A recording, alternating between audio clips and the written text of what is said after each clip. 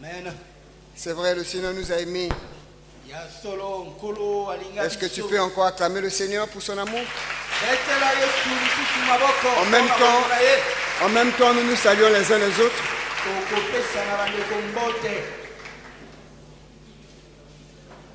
Voilà. Bonjour. Que Dieu nous bénisse ce matin. Je répète, que Dieu nous bénisse encore ce matin.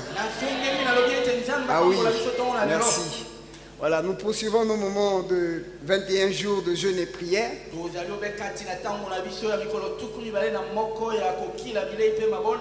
N'est-ce pas que c'est magnifique de passer ces moments?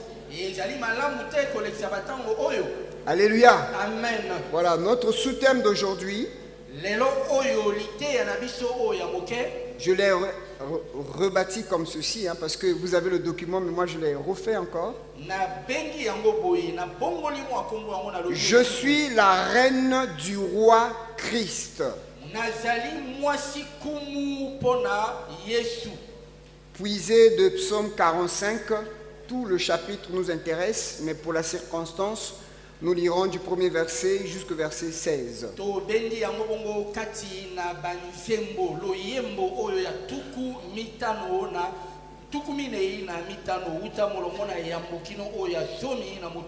Mais nous avons également un autre texte complémentaire dans Hébreux chapitre 1er, le verset 8 à 9. Et nous avons un troisième texte complémentaire, Apocalypse 19, versets 7 à 8, qui est notre texte directeur de ces moments de prière.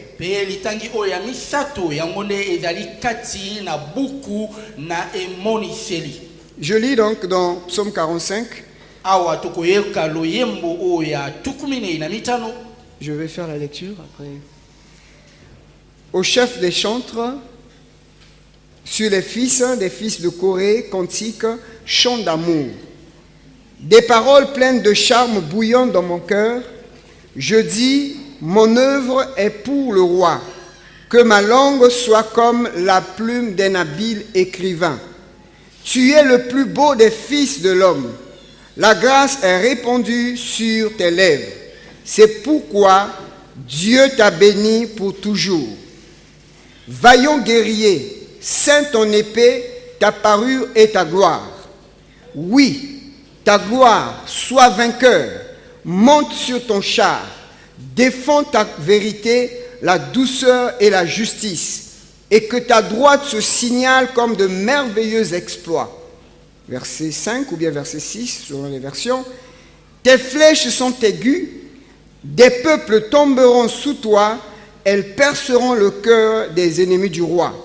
Ton trône, ô Dieu, est à toujours. Le sceptre de ton règne est un sceptre d'équité. Tu aimes la justice et tu hais la méchanceté. C'est pourquoi, ô Dieu, ton Dieu t'a oint d'une huile de joie par privilège sur tes collègues. La myrrhe, l'aloès et la casse parfument tes vêtements. Dans les palais d'ivoire, les instruments à cordes te réjouissent. Des filles de rois sont parmi tes bien-aimés. La reine est à ta droite, parée d'or d'Ophir. C'est là où nous avons puisé le thème « Je suis la reine ». Donc, la reine est à droite, parée d'or d'Ophir. Je continue. Écoute ma fille, vois et prête l'oreille, oublie ton peuple et la maison de ton père. Le roi porte ses désirs sur ta beauté, puisqu'il est ton Seigneur, rends-lui les hommages. Et avec des présents, la fille de Tyr, les plus riches du peuple, rechercheront ta faveur. Toute resplendissante est la fille du roi dans l'intérieur du palais. Elle porte un vêtement tissu d'or. Elle est présentée au roi vêtue de ses habits brodés et suivie des jeunes filles, ses compagnes. On les introduit au milieu des réjouissances de l'allégresse. Elles entrent dans le palais du roi. Hébreux chapitre 1er, versets 8 à 9, je vais lire. Mais il dit au Fils, ton trône, ô Dieu éternel, Le sceptre de ton règne est un sceptre d'équité. Tu as aimé la justice et tu as haï l'iniquité. C'est pourquoi, ô Dieu, ton Dieu t'a oint d'une huile de joie au-dessus de tes égaux. Apocalypse 19, 7 à 8, enfin. Réjouissons-nous et soyons dans l'allégresse, et donnons-lui gloire, car les noces de l'agneau sont venues, et son épouse s'est préparée. Et il lui a été donné de se revêtir d'un fin lin éclatant pur, car le fin lin, ce sont les œuvres des justes, justes des saints. Amen. Amen. Nous allons prier le Seigneur. Père, nous bénissons ton Saint-Nom pour cette parole. Il t'a plu, Seigneur, ce matin, alors que nous sommes dans ce programme de prière, que nous puissions nous arrêter sur ce psaume, sur ce cantique magnifique, Seigneur, afin de comprendre que nous sommes ta reine et tu es notre époux et notre roi. Puisses-tu nous enseigner, puisse le Saint-Esprit nous éclairer cette parole, afin qu'elle reste à jamais gravée sur les tables de notre cœur. Seigneur, tu as dit, c'est bien d'écouter, comme cette femme qui ce jour-là est en train de te dire, heureuses les mamelles qui t'ont allaité. Tu as répondu à cette femme, heureux plutôt ceux qui écoutent et qui mettent en pratique la parole. Le plus important pour nous, ce n'est pas seulement d'écouter, c'est pas seulement de comprendre, nous en avons besoin, la compréhension, mais ce qui est plus dur, ce qui est plus essentiel pour nous, c'est de mettre cela en pratique. Seigneur, utilise-nous ce matin. Nous sommes tes serviteurs. Seigneur, tu nous as choisis. Nous ne sommes pas meilleurs que nos frères et nos sœurs qui sont là. Mais nous savons que c'est une grâce que tu nous as faite de parler de ta part. Puissions-nous être, Seigneur, ces instruments où tu vas bénir ton peuple. Tu vas bénir, ô Seigneur, celui ou celle qui est fatigué, qui se sent lourd. Et tu vas encore fortifier sa foi dans cette marche, dans ce parcours de pèlerin. Que le Saint-Esprit conduise toutes choses. Il est vrai, Seigneur, que nous avons préparé cet enseignement. Nous savons que par rapport au temps qui nous est donné, nous ne pourrons peut-être pas le terminer. Mais par ta grâce, Seigneur, donne-nous de pouvoir aller et que la parole puisse trouver la place dans les cœurs. Bénis ces moments. Dans le nom de Jésus, nous avons prié. Amen. Amen. Je suis la reine de Christ, mon roi.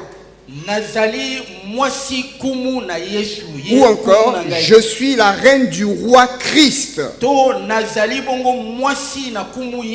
Nous avons lu un merveilleux psaume qui est aussi appelé un psaume messianique. On pourrait aussi l'appeler un psaume on peut l'appeler un épithalame. Un épithalame, c'est-à-dire un chant nuptial. Et oui, encore simplement, comme le dit, c'est un cantique d'amour. Mais la question qu'on peut se poser, quand vous regardez même les commentateurs bibliques, tous, ils ont tendance à dire que ce psaume a été chanté lors du mariage de Salomon. Parce que Salomon a eu beaucoup de femmes, a eu beaucoup de concubines. Et donc, comme dans la coutume juive, comme quand il y avait le mariage, on venait chanter ce chant-là.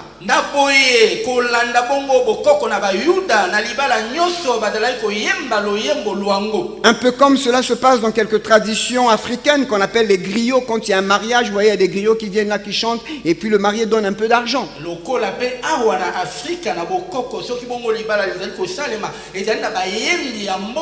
Ils chantent parce qu'ils veulent avoir de l'argent. Donc le psalmiste ici, on dirait, pour certains, il dirait qu'il a chanté pour Salomon. Mais je suis convaincu, bien aimé dans le Seigneur, le psalmiste c'est difficile qu'il chante ces paroles-là pour un homme. Quand vous voyez la profondeur de ce qui est dit là, vous voyez la manière de la beauté qu'il décrit. Mais est-ce que Salomon était le plus beau parmi tous les hommes? Est-ce que Salomon est béni éternellement de Dieu? Dans ce texte que nous avons lu, il dit sur les lèvres de cet homme-là, il y a la grâce qui est répandue.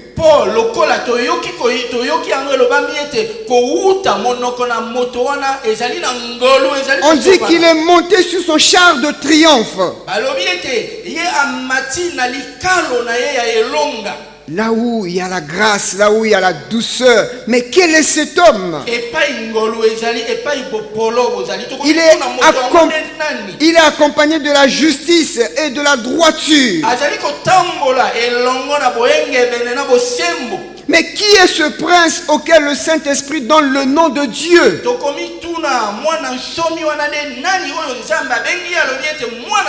Tel que nous l'avons lu au verset 6 sur le verset 7. On le qualifie de Dieu. On le qualifie de Dieu. Mais qui est donc ce personnage? Au verset 17, on dit que son nom devait être mémorable dans tous les âges.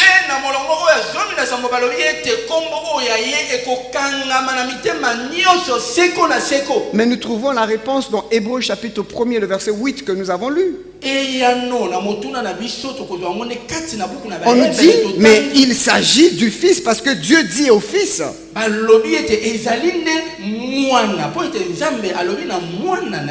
Écoutez ce que Dieu dit au Fils. Ton trône, ô Dieu,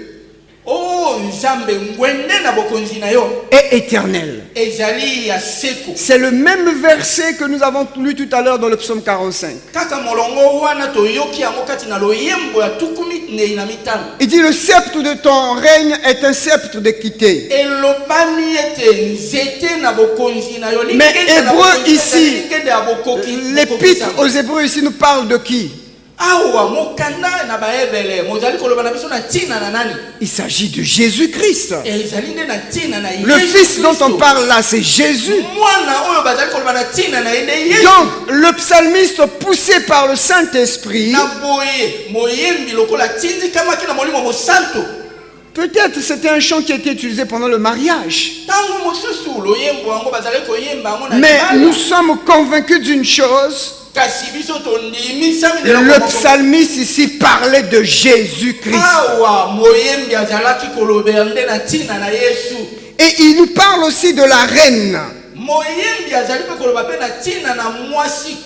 La reine qui est là à la droite de l'époux.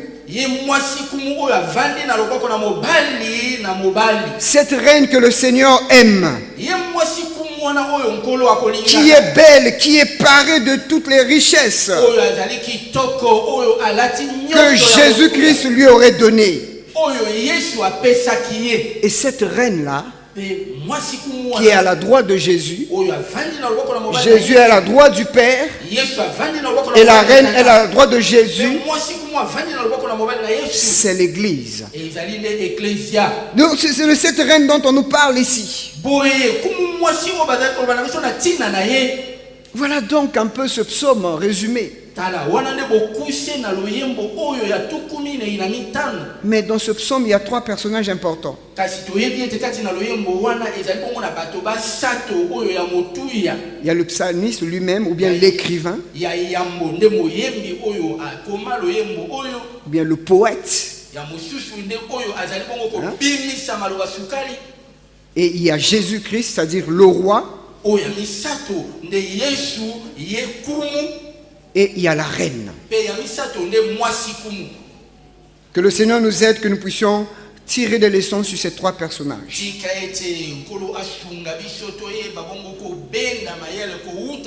Je commence par donc le premier personnage qui est l'écrivain, le psalmiste. Écoutez ce qu'il dit au verset 2. Il dit des paroles pleines de charme bouillonnent dans mon cœur. Je dis mon œuvre est pour le roi. Que ma langue soit comme la plume d'un habile écrivain.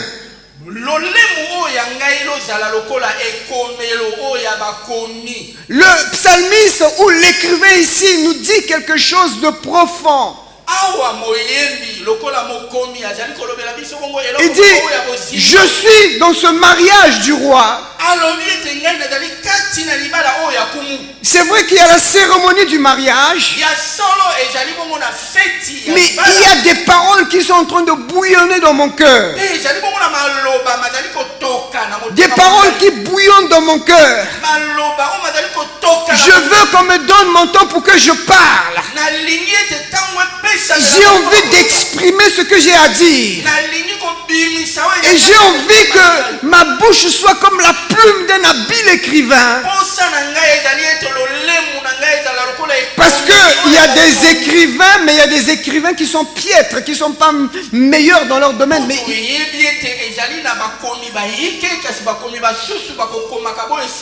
y a des gens, dès que tu commences à lire son livre, tu es fatigué.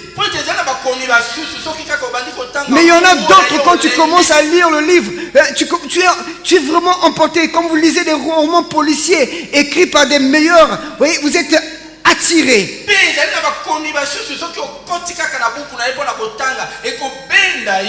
Mais il dit, je veux être habile.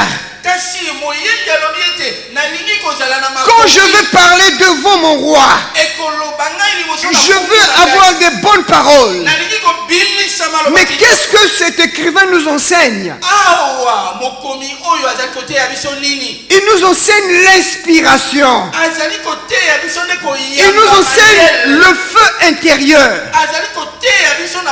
Dans Colossiens chapitre 3, le verset 16.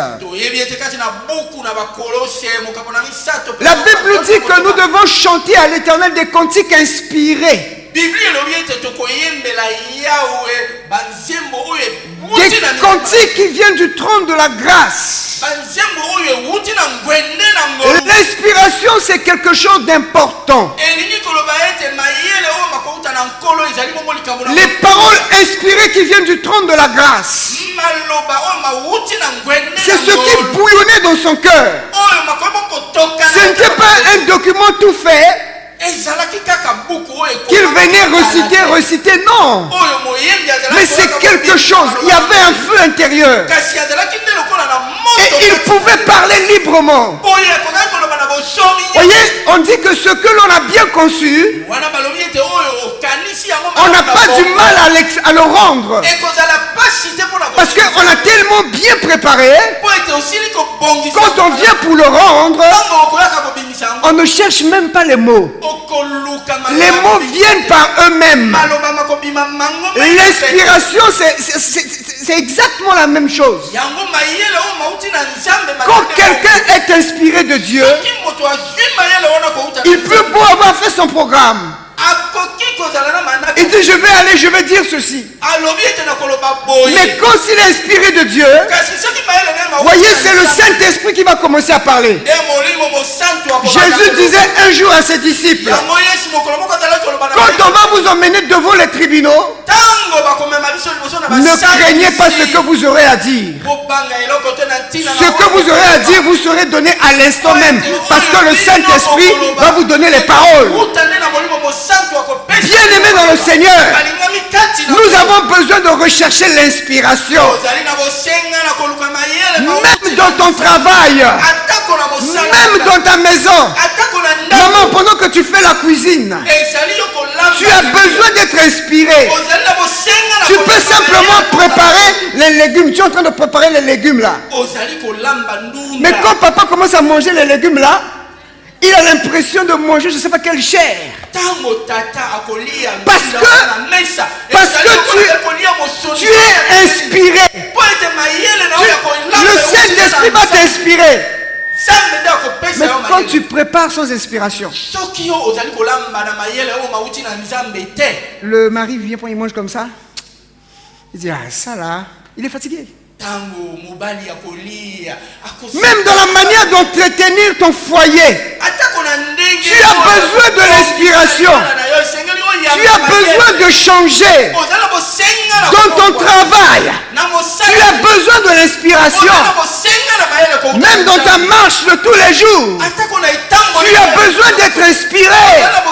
Mais l'inspiration te viendra du Saint-Esprit. Mais qu'est-ce qui se passe aujourd'hui, bien-aimés? Les gens parlent, vous avez l'impression qu'ils ne connaissent même pas Dieu. Les gens sont là, mais vous avez l'impression qu'il n'y a aucune communion avec le Seigneur. Mais l'écrivain ici, le psalmiste, il dit, j'ai des paroles bouillantes dans mon cœur. Comme on l'a chanté tout à l'heure, je ne peux pas rester calme. Quand on me dit, on parle de Jésus, je ne peux pas rester calme. Non. Les paroles doivent monter. Les paroles doivent monter.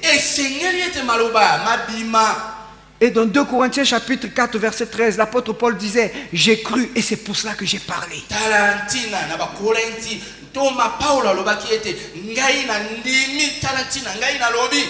Il y a des endroits où tu vas, le Seigneur a besoin que tu parles. Parfois dans ta maison, le Seigneur veut que tu parles. Mais il arrive parfois tu as du mal à parler. Parce qu'il n'y a pas cette foi-là, il n'y a pas cette conviction intérieure. Et Jérémie, pour clôturer, pour fermer ce que l'écrivain nous enseigne ici, Jérémie chapitre 20 verset 9, regardons ce que Jérémie dit.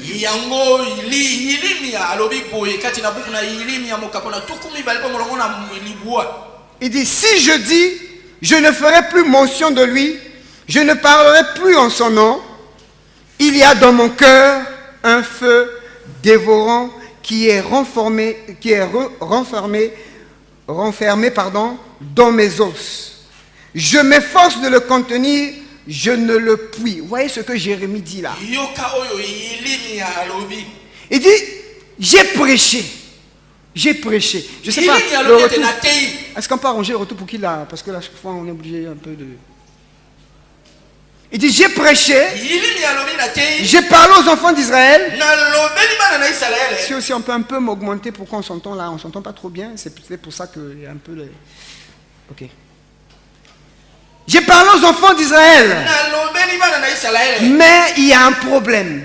Ils ne veulent pas changer leur voix. Ils ne veulent pas se convertir. Ils ne veulent pas venir au Seigneur. Et Jérémie dit ceci. Puisque les gens ne veulent pas changer, je ne vais plus parler. Je ne veux plus parler de Dieu. Je ne veux plus parler de toi. Je ne veux plus évangéliser. Je ne veux plus donner des invitations. Je suis fatigué. D'ailleurs, je n'irai même plus à l'église. Alors, programme de prière, là, je ne ferai plus. Jérémie dit, si je décide de faire comme ça, à un moment donné, je sens comme un feu intérieur qui est en train de brûler en moi. Qui brûle, un feu qui me dévore, qui consume mes os. Comme David disait, lorsque je me suis tué, mes os se consumaient. Mais dans le cas de David, c'était pour le péché.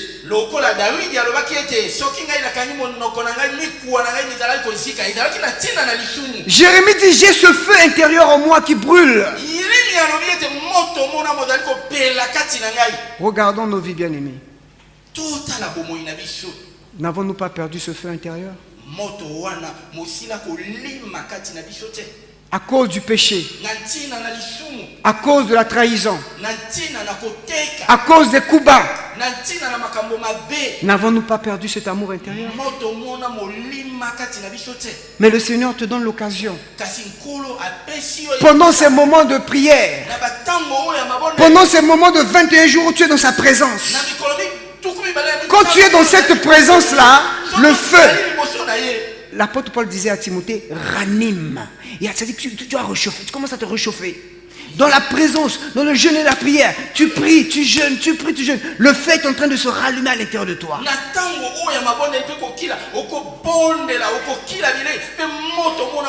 Parce qu'il y aura des situations où il faudrait que tu parles. Il y aura des problèmes dans ta famille, il faut que tu parles. Mais si tu n'as pas le feu, tu verras la situation, tu vas te taire. La Bible nous dit que Aman a décidé de détruire le peuple juif.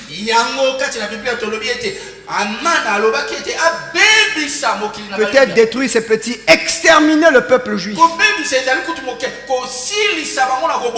Mais Esther, c'était le genre de chrétien où, mais que la volonté de Dieu s'accomplisse, hein, où est le problème? Mais Mardoché qui avait le feu intérieur, il dit, maman Esther, est-ce que tu es aveuglé ou quoi? Il dit, toi tu penses que Dieu t'a mis là-bas seulement pour que tu te pavanes? Tu dis, oui, je suis la reine, tu penses que c'est pour ça? Bien aimé, il y a des positions sociales que Dieu nous a données, c'est pas seulement pour manger. Donc c'est pas seulement pour ça.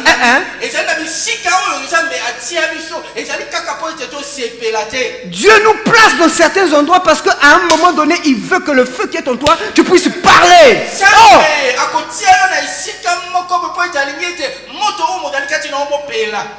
Les djahs, les noirs. Les djahs, les noirs. C'est pas seulement pour les djahs, les noirs qui t'a placé là-bas. C'est pour parler. Oh! Arrête de manger chaque fois. Non! Mardoché dit à Esther, non maman, il faut que tu parles. Il y a des problèmes parfois qui arrivent dans ta famille. L'enfant est échoué, l'enfant est tombé enceinte, l'enfant a fait ceci. C'est pas seulement pour que tu regardes, c'est pour que tu parles à la situation. Oui.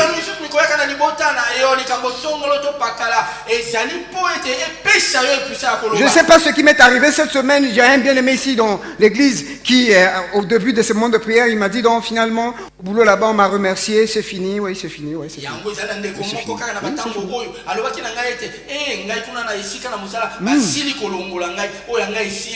Il y a la crise, oui, c'est fini, oui, c'est fini. Mais pendant ces programmes de prière-là, là-bas, on a dit que c'est fini. Hein? Mais lui, il était là fidèle dans les 3 tranches. Matin, l'après-midi et le soir. Matin, l'après-midi et le soir. Il a fait cette fidélité-là.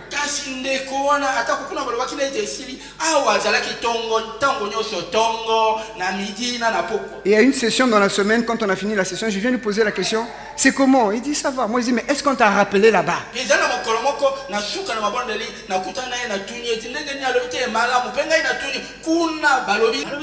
Mais je ne sais pas pourquoi j'ai dit cette parole, mais je sais que c'était le Saint-Esprit qui voulait que je libère cette parole.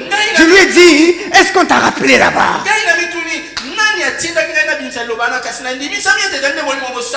Bien aimé, vendredi, on finit la prière, il m'appelle, il dit, bien aimé, on m'a appelé. Et il a commencé hier. Hier, il a commencé le boulot. Hey, hey, acclame le Seigneur. Oh! Oh! Parce qu'il ne s'est pas tué, il a parlé. Tu n'enfantes pas. Oui, la médecine a dit je n'enfante pas. Oui, c'est normal. Non, c'est pas normal. Tu dois te lever, tu dois parler. Oh!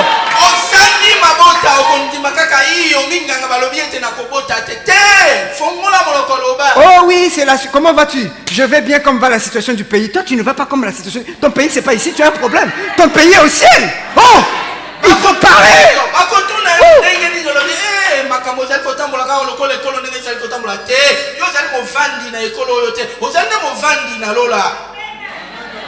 Je n'ai même pas encore touché le roi, je n'ai même pas touché, c'est pas l'écrivain seulement, l'écrivain seulement.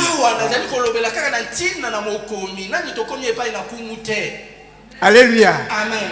Il a cru et il a parlé. Mardoché va dire à Esther, maman, Soko, si tu penses que là-bas c'est seulement pour manger, hein, Tu t'es trompé. Tala molodokai wana alobi na esite la alobi ete soki okei kuna na ndako na kumu kaka pona kolia yeba ete omikosi. Sache, même si tu refuses de parler, si Dieu veut délivrer son peuple, il passera par une autre personne. O atako yo kangi monoko na yo soki nzambe alingi kokangola oyo ya ye libota ekosalema. Dieu ne nous a pas emmenés ici sur la terre seulement pour que nous soyons là. Oui, que la volonté du Seigneur s'accomplisse. Oui, c'est que la... Est-ce que tu as...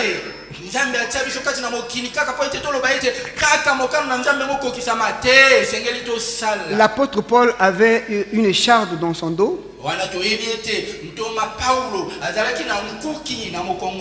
Il avait du mal à marcher, il était toujours là. Mais il a dit, j'ai prié 3 fois. C'est-à-dire qu'il n'a pas dit, ah, comme ça m'arrive comme ça, c'est seulement la volonté de Dieu, hein, que la volonté de Dieu. Il n'a pas dit ça, il a prié 3 fois. Et Dieu lui a dit, j'ai permis qu'un démon, voyez, Dieu lui dit, j'ai permis qu'un démon vienne souffler de temps en temps sur ton dos, c'est pour ça que ça te fait mal.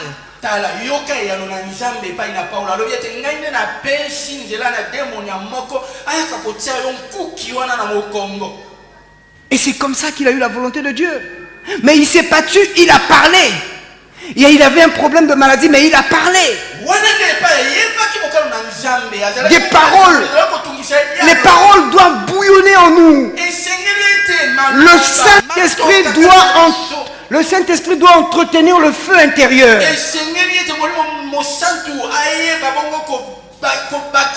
Au travers de la présence de Dieu, de la prière, il y a beaucoup de situations que nous pourrons prendre. Rien que ça, là, rien que l'écrivain, il nous donne toute la matière pour parler.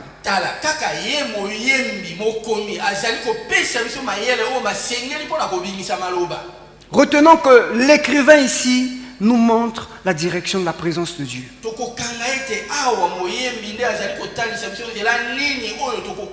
Qui va nous inspirer dans toutes les situations de la vie que nous avons. Deuxième personnage dont on nous parle dans cette parole, c'est le roi. Comme l'avons vu, c'est-à-dire Christ. Le roi, en même temps époux.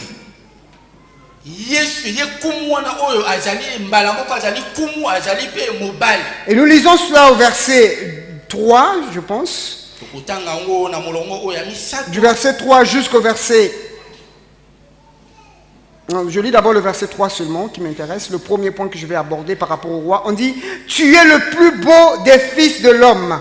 La grâce est répandue sur tes lèvres. C'est pourquoi Dieu t'a béni pour toujours. Je lis dans la version Le Semeur, toujours le même texte. Parmi tous les humains, tu es le plus beau. La grâce est sur tes lèvres et l'on voit bien que Dieu t'a béni à jamais. Je lis aussi dans la version Parole de vie. Tu es le plus beau des hommes, tes paroles sont admirables. C'est pourquoi Dieu t'a béni pour toujours. Première chose que cela nous enseigne par rapport au roi, c'est la beauté inégalée. Il dit, tu es le plus beau de tous les fils de l'homme.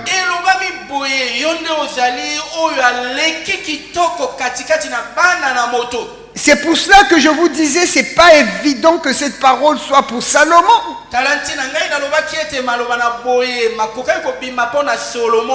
Il y avait une portée messianique, une portée pour Jésus-Christ.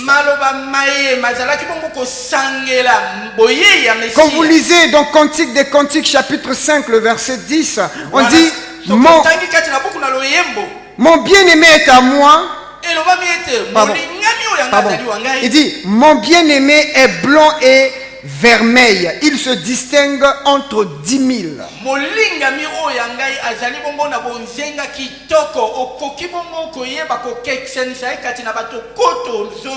Dans la version Le Semeur, on nous dit que mon bien-aimé a le teint clair et rose.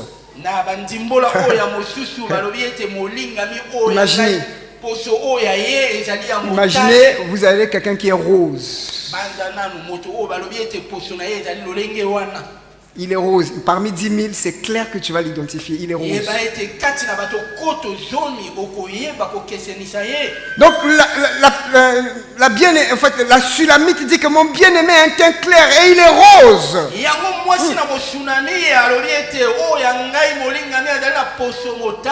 Le psalmiste nous dit ici que tu es le plus beau de tous les fils de l'homme.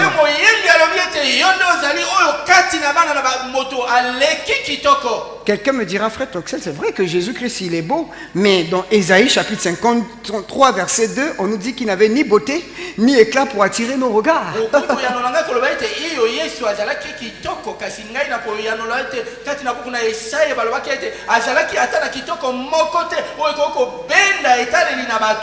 Et son aspect n'avait rien pour nous plaire. Mais il est beau, il est le plus beau, il n'avait rien pour attirer nos regards.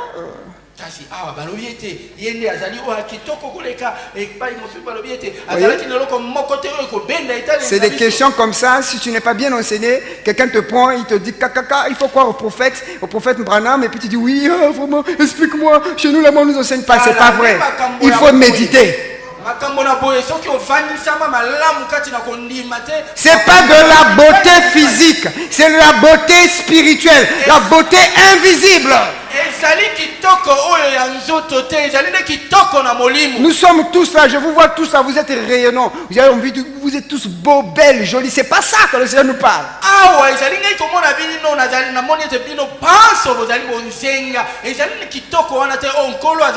Mais c'est une beauté intérieure,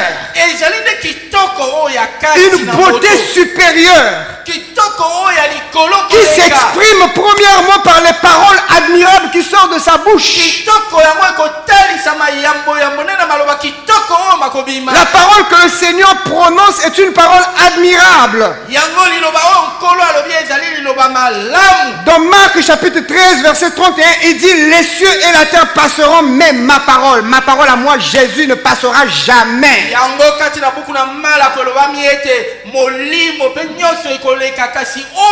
C'est pour cela il faut t'accrocher à la parole que Jésus a eu à dire. Pas à la parole qu'un homme a dit, pas à la parole que l'église a dit, pas à la parole qu'un pasteur a dit, mais à la parole que Jésus a eu à dire. Pas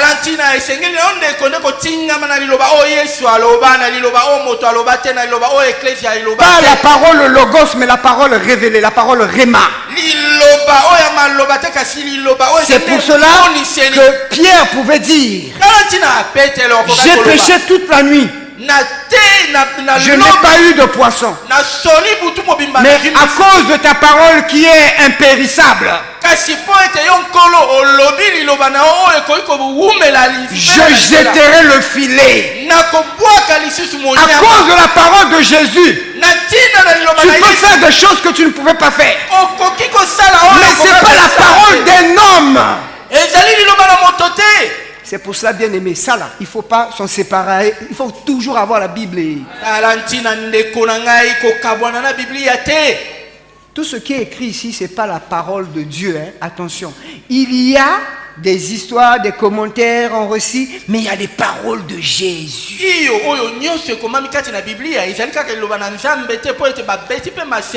Puisqu'il a dit les cieux et la terre ne passeront point, tu peux prendre simplement une parole. Il a dit: celui qui croit en moi, il sera sauvé et je reviendrai. Et puis il a dit: je suis avec toi. Il n'a pas dit je serai. Il a dit, là, pendant que nous parlons, Jésus, il a dit: je suis avec toi. Rien que ça là. Quels que soient les problèmes qui peuvent arriver, tu dis: je suis est avec moi. Amen. Attaquer à gauche, attaquer à droite, je suis est avec moi. Il m'a rassuré qu'il ne va jamais m'abandonner, qu'il ne va jamais me délaisser.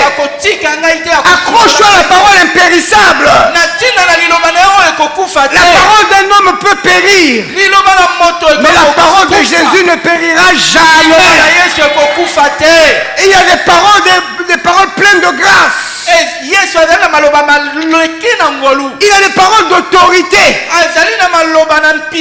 Dans Luc chapitre 4, versets 22 et 32.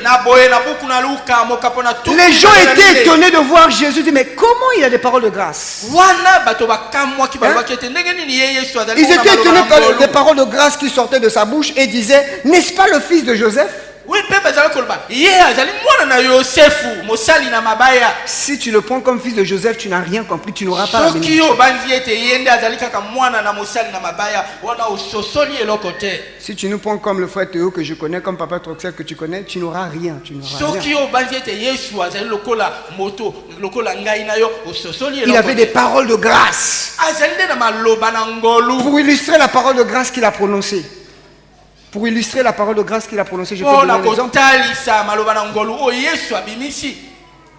Souvenez-vous de cette femme qui était accusée par tout le monde. Dans Jean chapitre 8, on ne va pas le lire, qui était accusée par tout le monde. Il dit, nous avons trouvé cette femme dans le péché, dans l'adultère. La loi nous recommande de pouvoir punir ce genre de femmes, de pouvoir les lapider.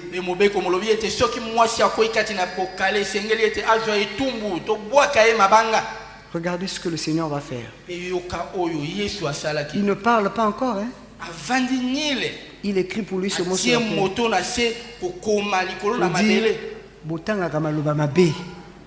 Lisez bien la parole. Il écrivait pour lui. Mais qu'est-ce que tu nous dis? Celui parmi vous qui n'a pas de péché, qui jette la pierre. Et les papas, et les mamans, et les enfants, chacun commençait à reculer. Mais la femme là, elle était là. Jésus ne l'a pas condamné. Écoutez la parole de grâce qu'il va lui dire. Il dit, moi aussi je ne te condamne pas non plus. Il dit, va et ne pêche plus. Des paroles de grâce. Le Seigneur ne te condamne pas. Il connaît que tu es dans le péché. Il connaît tes faiblesses.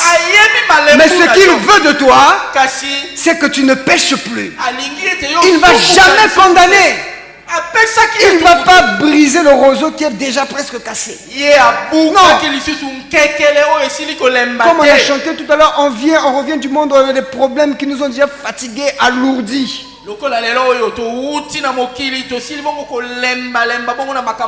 Quand on vient dans le Seigneur, il y a des paroles de grâce. Il va te fortifier, il va te relever. Mais il y a aussi des paroles qui apportent la vie. Pierre pouvait dire, à qui irions-nous? Tu as les paroles de la vie éternelle.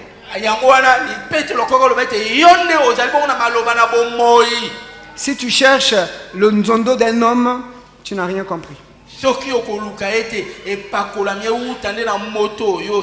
En tout cas, ici, là, soyez rassurés, même si on a un prophète, mais soyez rassurés, on n'a pas de consultation prophétique. Il n'y en a pas ici. Amen. La consultation prophétique, c'est toi-même. Tu prends la Bible et tu regardes. Pierre a dit, à qui irions-nous? Tu as les paroles de la vie.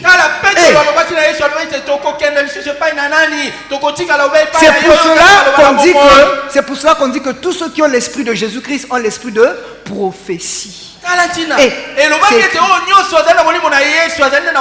C'est-à-dire, toi tu peux devenir le propre prophète de ta vie, de ta famille. Tu peux prophétiser.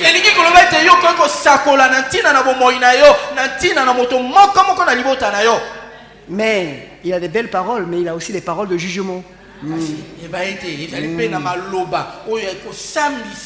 Parce que les gens disent, oh non, l'enfer n'existe pas, Dieu est trop bon, il ne peut pas jeter les gens dans l'enfer. Qui vous a dit ça? Il a dit dans Jean chapitre 12, verset 48, il dit, celui qui me rejette, celui qui me rejette et qui ne reçoit pas mes paroles à son juge, la parole que j'ai prononcée, c'est elle qui le jugera au dernier jour.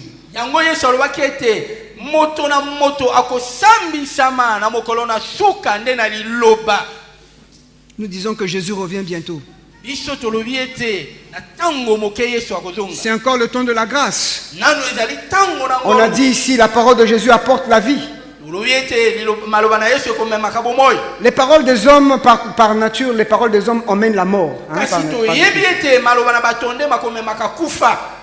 Tu peux être à côté de quelqu'un qui n'a pas Dieu. Quand il te parle, c'est la mort qui sort. C'est pourquoi la Bible dit que la mort et la vie sont au pouvoir de la langue. Il faut faire attention à qui tu écoutes. Mais quand tu écoutes Jésus,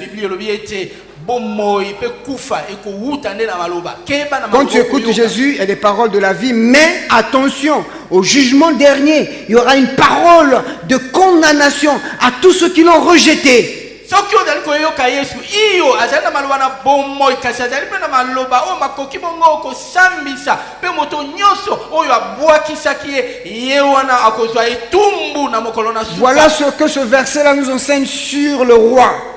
yoka oyo tokoki koteisama na yango na oyo etali kumu. Beauté inégalable parce qu'il y a des paroles admirables qui sortent de sa bouche. kitoko na ye ekoki kokokisama te po ete maloba azali kobima na monoko na ye mazali malamu. Vous savez, une fille, une femme peut être belle extérieurement, mais quand elle dit des mauvaises paroles, elle devient vilaine, elle devient laide.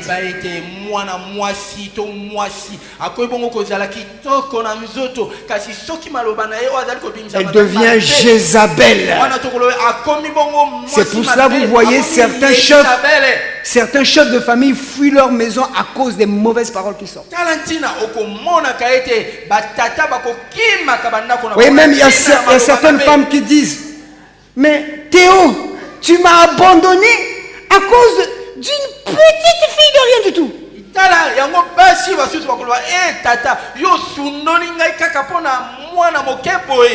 Elle ne peut même pas se mesurer à moi jusqu'à rien qu'à la cheville. Elle ne peut pas, Théo. Qu'est-ce que tu m'as fait, Théo? Je parle du frère Théo, je ne parle pas de quelqu'un d'autre parce que vous allez dire oh, non, non, non, je parle de Théo. Hein? Alléluia. Hein? Alléluia. Hein? Pas vous, ailleurs, mais pas ici. Hein? Le frère Théo. Hein? C'est comme ça. Hein? Donc, après, mais il va dire, mais si je suis parti vers une autre femme, ce n'est pas parce que toi tu es la plus belle. Parce que l'autre femme là-bas, quand j'arrive, yango mobali ya koloba bo soki ngai na tiki yo na kei epa ya mwasi mosusu ezali te po ete yo ezali mabe soki na komi kuna epa na mwasi wana oh mon Seigneur Théo akolengele ngai abengi ngai mokonzi na ye. Mais toi comment je suis là kasi yo soki nazali na ndako Théo mais là-bas on dit mon Seigneur Théo kuna na libanda babengi ngai mokonzi avec une voix angélique. Oh,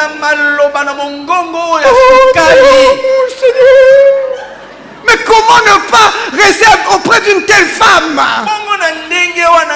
Même si elle est longinaise à ma bakou, mais elle a ma malamu. Tu as un beau visage, mais maloba ma bé. La beauté de Jésus, c'est pas une beauté extérieure, c'est une beauté spirituelle parce qu'il y a des paroles d'amour qui sortent.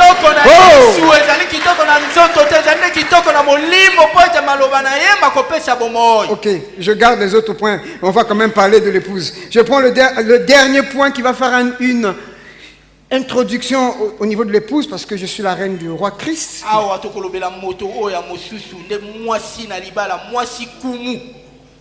Ah, le temps est court, hein?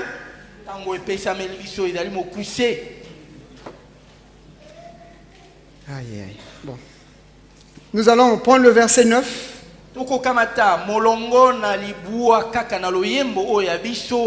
J'ai sauté d'autres points, ça rentre toujours dans le même cadre, mais il n'y a pas de souci. Hein. Si ceux qui ont besoin, puis on pourra le partager plus tard.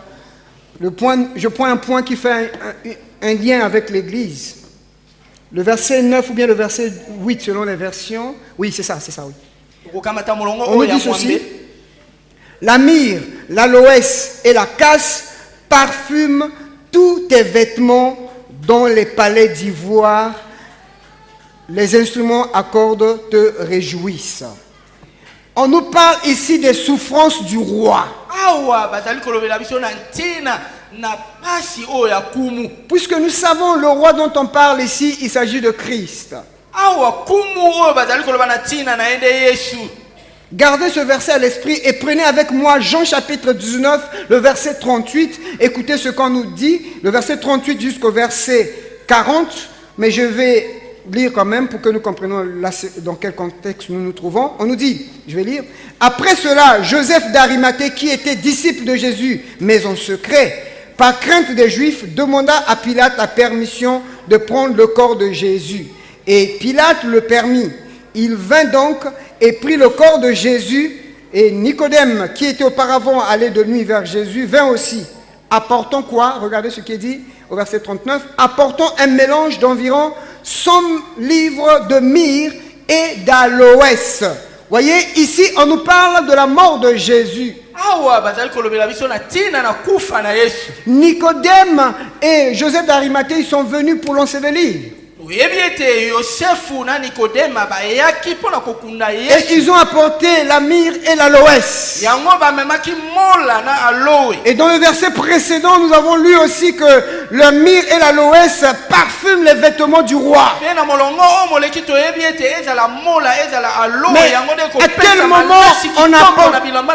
à quel moment on va apporter cette myrrhe et cette aloès? C'est pendant les souffrances. C'est pendant la mort. Qu'est-ce que le verset là nous enseigne par rapport au roi? Le roi a un bon parfum qui dégage. Mais ce parfum pour dégager, dégager, il faut la mort. Il y a beaucoup à dire encore sur la mariée. Mais ce point nous dit que si tu veux être la reine du roi, il faut que tu acceptes la souffrance.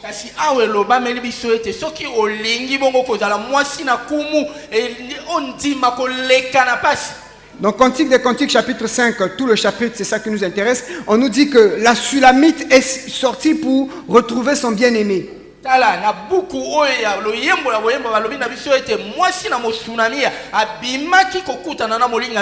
avait fait un rêve, le bien-aimé est venu, il a toqué à la porte.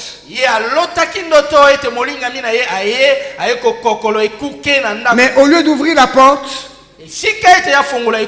elle va se mettre d'abord à se préparer à mettre la myrrhe et l'aloès. Elle met ses habits, elle prend son temps pour sortir. Quand elle ouvre la porte, son bien-aimé n'était plus là. Elle se met à chercher son bien-aimé.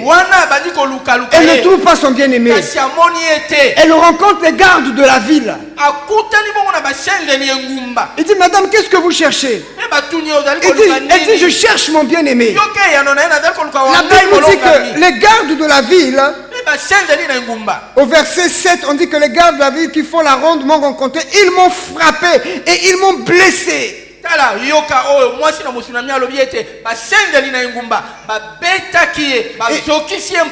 Au verset 6, elle précise, elle dit, mais mon bien-aimé s'en était allé, il avait disparu.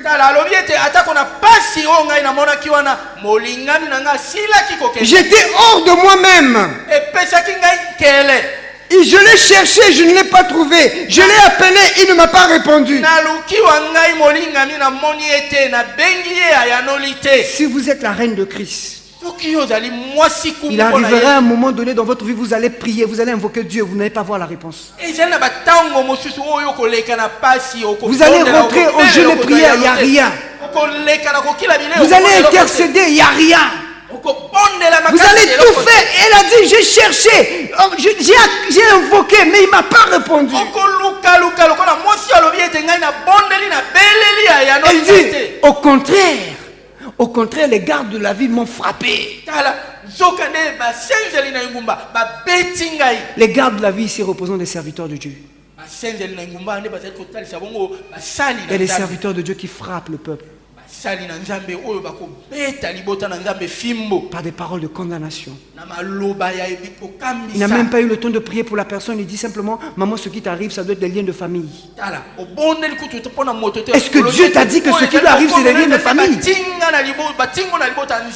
Il dit, maman, ce qui t'arrive, c'est parce que tu as péché. Il faut seulement avouer. Dis-nous ton péché. Qui t'a dit qu'elle a péché? Les gardes de la ville m'ont frappé. Les serviteurs de Dieu m'ont frappé. Et ils m'ont ridiculisé, ils m'ont blessé. Nous ne voulons pas blesser le peuple de Dieu, bien-aimé. Que Dieu nous garde de cela. Si le Seigneur, si vous priez pour quelqu'un et que le Seigneur vous a rien dit, dites, maman, je n'ai rien dit, mais je sais que dans la Bible, il est dit qu'il se lèvera le dernier pour toi. Oui. Et si le Seigneur te dit que la personne vit cette situation à cause du péché, tu peux dire, Seigneur, si c'est à cause du péché, à toi-même de me dire quel est le péché qu'il a commis. Ah oui. Il va dire, tu es là. Confesse. Oh, mais j'ai pas fait ça. Ou tu as seulement fait. Dis. On m'a blessé. Voyez? Il y a la souffrance. Tu vas souffrir. Ce n'est pas un problème. Dieu est habitué à faire cela. Lisez avec moi dans Ésaïe 45, le verset 15. Écoutez ce que le prophète Ésaïe dit de Dieu. Ésaïe 45, verset 15. Il dit, mais tu es un Dieu. Vas-y, interprète. Mais tu es un Dieu qui te cache. Tu es un Dieu. Tu es un Dieu qui se cache. Dieu se cache parfois dans ta vie. Tu pries, mais lui se cache. Il fait juste cela pour voir ton amour. Il se cache, il n'agit pas, il attend. Parce qu'il y a des gens, parfois, quand ils font la prière, ils ont déjà leur plan dans la tête. Ils savent que dans la prière qu'il fait là, Seigneur, donne-moi ceci, mais il sait qu'il va aller voir un tel pour avoir la chose. Dieu se cache. Oui, c'est Dieu se cache. Dieu s'est caché dans la vie de cette Sulamite. Mais à la fin, bien aimé, à la fin, cette histoire est merveilleuse. Elle va rencontrer les filles de Jérusalem. Mais elles vont lui dire, mais pourquoi tu nous embêtes comme ça? Ton bien-aimé là, il a quoi de spécial? Elle va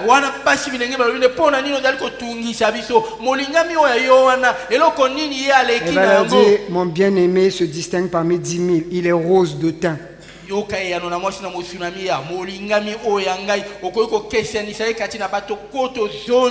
Et au chapitre 6, elle va dire, mon bien-aimé est à moi et je suis à mon bien-aimé. Pour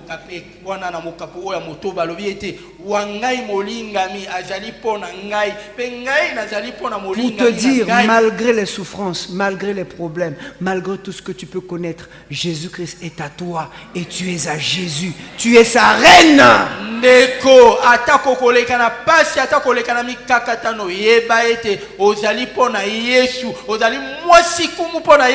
C'est à ça que le Seigneur nous attend en tant qu'épouse, en tant que reine de Christ.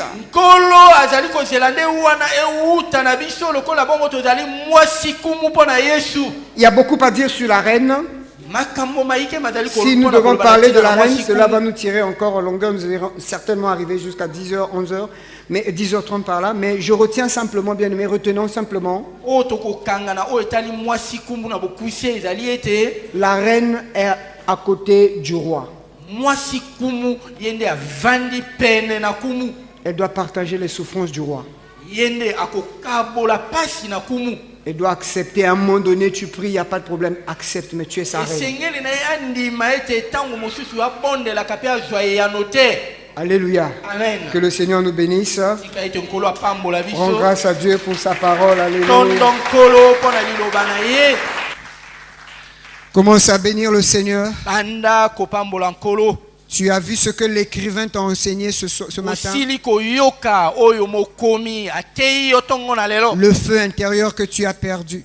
moto oyo mozalaki kati na yo oyo mosili kolima. Mais également ce que le roi t'a enseigné ce matin. Oyoki pe oyo kumu atei Commence yo à tongo na bénir lelo. le Seigneur. Wana banda kopambola nkolo. Commence à dire merci à Jésus. Banda kotondo Je Yesu. suis ta reine. Ai nazali pona Je yo suis mwasi à tes kumu. côtés. Nazali pene na Quels yo. que soient les problèmes, Atako na koleka quelles na que soient les mikakatano. souffrances, Atako na koleka na j'accepte pasi. la myrrhe et l'aloès, Nandimi ete nandimi symbole mola. de la souffrance. Na aloe oyo Parce etalisi que pasi. Christ est mon roi, Po ete Yesu ne kumu Christ na est ngai. mon époux. Yesu ne mobali na libala. Nous te bénissons, Dieu Tout-Puissant. Tu es